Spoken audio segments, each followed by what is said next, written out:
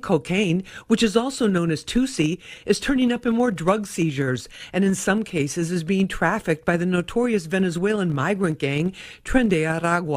It's also marketed and trafficked in ways that make it a challenge for law enforcement since it's often sold in underground venues, says former NYPD Lieutenant Darren Porcher, who worked undercover narcotics. A lot of that involves around informants that give police information, that avail them the ability to get into these environments, to make the observations and take effective police action against the perpetrators. The bright-colored powder has been gaining in popularity among the nightlife set.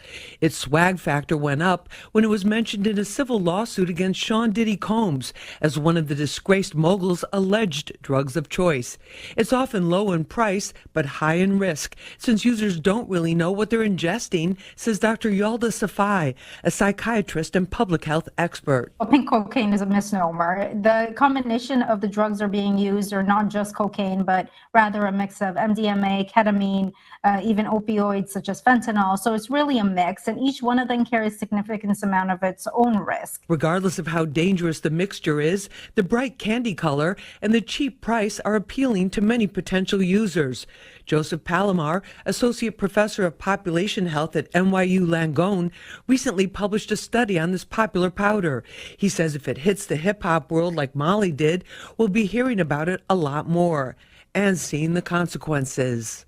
Prevalence appears to be increasing, but it's a pretty new drug, so we don't know how popular this drug concoction is going to be in the near future. I do think it's going to be more prevalent, though. I mean, the answer to that is a solid yes, it can hurt you.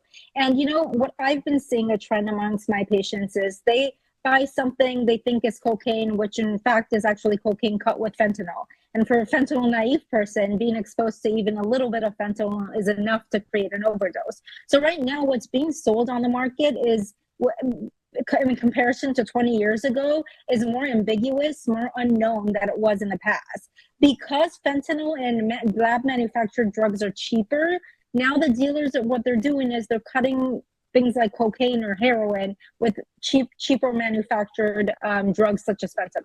So that's what we're seeing.